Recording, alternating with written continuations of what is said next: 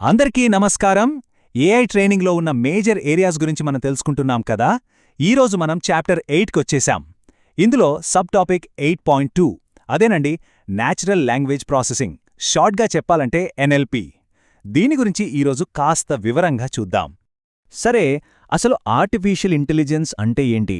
దాన్ని ఒక పెద్ద స్కూల్లా ఊహించుకోండి. ఎలాగైతే ఒక స్కూల్లో సైన్స్, మ్యాథ్స్, లాంగ్వేజెస్ అని వేర్వేరు డిపార్ట్మెంట్స్ ఉంటాయో, ఏఐలో కూడా అంతే. ఇంటెలిజెన్స్కి సంబంధించి రకరకాల విభాగాలుంటాయి. ఎందుకంటే ఏఐ అంటే ఏదో ఒకటే టెక్నాలజీ కాదు. అది ఒక్కొక్క ప్రాబ్లమ్ని సాల్వ్ చేయడానికి తయారు చేసిన కొన్ని స్పెషలైజ్డ్ టూల్స్ కలెక్షన్ అన్నమాట. అంటే ఒక్కో పనికి ఒక్కో ఎక్స్పర్ట్ ఉన్నట్టు. సో ఏఐ స్కూల్లో ఉన్న మెయిన్ డిపార్ట్మెంట్స్ ఏంటంటే, ఒకటి న్యాచురల్ లాంగ్వేజ్ ప్రాసెసింగ్ ఎన్ఎల్పి, రెండు కంప్యూటర్ విజన్ సివి, తర్వాత స్పీచ్ అండ్ ఆడియో ప్రాసెసింగ్, ఇంకా రోబోటిక్స్. ఇలా చాలా ఉన్నాయి. మనం ఈరోజు ఫస్ట్ డిపార్ట్మెంట్లోకి వెళ్దాం, అదే NLP. So welcome to the department of NLP. ఇక్కడ స్పెషాలిటీ ఏంటంటే, ఇక్కడంతా మనుష్యుల భాష గురించే ఉంటుంది. అంటే చదవడం, మాట్లాడటం, మనం చెప్పింది అర్థం చేసుకోవడం, ఇవన్నీ చేసే ఏఐ అన్నమాట. టెక్నికల్గా చెప్పాలంటే ఎన్ఎల్పి అనేది ఏఐలో ఒక ఫీల్డ్. ఇది మెషీన్స్కి మనుషుల భాషను చదివి దాన్ని అర్థం చేసుకొని మళ్ళీ మన భాషలోనే రెస్పాండ్ అయ్యే ఎబిలిటీని ఇస్తుంది. సింపుల్గా చెప్పాలంటే కంప్యూటర్కి మనలా మాట్లాడటం నేర్పించడం. అయితే ఇక్కడే ఒక చిక్కుంది. మనం మాట్లాడే భాష మిషన్స్కి అంత ఈజీగా అర్థం కాదు. ఫర్ ఎగ్జాంపుల్, ఇక్కడ బ్యాంక్ అనే పదం చూడండి. The bank is a good place to save money అన్నప్పుడు ఆ బ్యాంక్ అంటే నది ఒడ్డా లేకపోతే డబ్బులు దాచుకునే ఫైనాన్షియల్ ఇన్స్టిట్యూషనా? చూసారా, కాంటెక్స్ట్ బట్టి మీనింగ్ ఎలా మారిపోతుందో. ఈ కాంటెక్స్ట్ని పట్టుకోవడమే ఏఐకి అస్సలైన ఛాలెంజ్. ఇంతకీ ఈ ఎన్ఎల్పి మోడల్స్ మనం రాసే టెక్స్ట్ని అసలు ఎలా అర్థం చేసుకుంటాయి? ఆ ప్రాసెస్ ఏంటో ఇప్పుడు చూద్దాం. మన పదాలని అవి ఎలా బ్రేక్డౌన్ చేసి ప్రాసెస్ చేస్తాయో తెలుసుకుందాం. ఇందులో మెయిన్గా 3 స్టెప్స్ ఉంటాయి.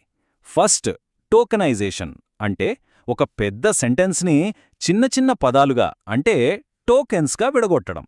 నెక్స్ట్, మీనింగ్ ఎక్స్ట్రాక్షన్, అంటే ప్రతి పదం ఒక నౌనా, వర్బా, దాని రోల్ ఏంటో అర్థం చేసుకోవడం. ఇక ఫైనల్గా కాంటెక్స్చువలైజేషన్, అంటే చుట్టూ ఉన్న పదాలను బట్టి ఆ పదం యొక్క కరెక్ట్ మీనింగ్ ఏంటో కనిపెట్టడం.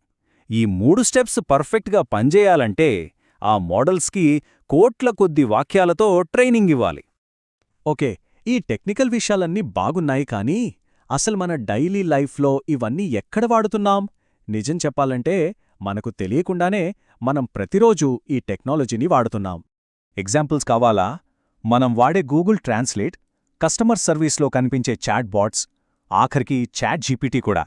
ఇంకా మనం టైప్ చేస్తుంటే వచ్చే ఆటో కరెక్ట్, ప్రిడిక్టివ్ టెక్స్ట్, పెద్ద పెద్ద ఆర్టికల్స్ని చదివి చిన్నగా సమ్మరీ చేసి ఇచ్చే టూల్స్, ఇవన్నీ ఎన్ఎల్పి వల్లే పనిచేస్తున్నాయి. ఈరోజు ఇంత అడ్వాన్స్డ్గా ఉన్న ఈ టెక్నాలజీ ఈ మధ్యొచ్చింది కాదు. దీని వెనుక చాలా పెద్ద హిస్టరీ ఉంది. ఇప్పుడు ఒక ఇంట్రెస్టింగ్ ఫ్యాక్ట్ కోసం టైంలో కొంచెం వెనక్కి వెళ్దాం. Tell me more about your mother. ఈ మాట అన్నదొక మనిషి కాదు, ఎలైజా అనే ఒక కంప్యూటర్ ప్రోగ్రామ్.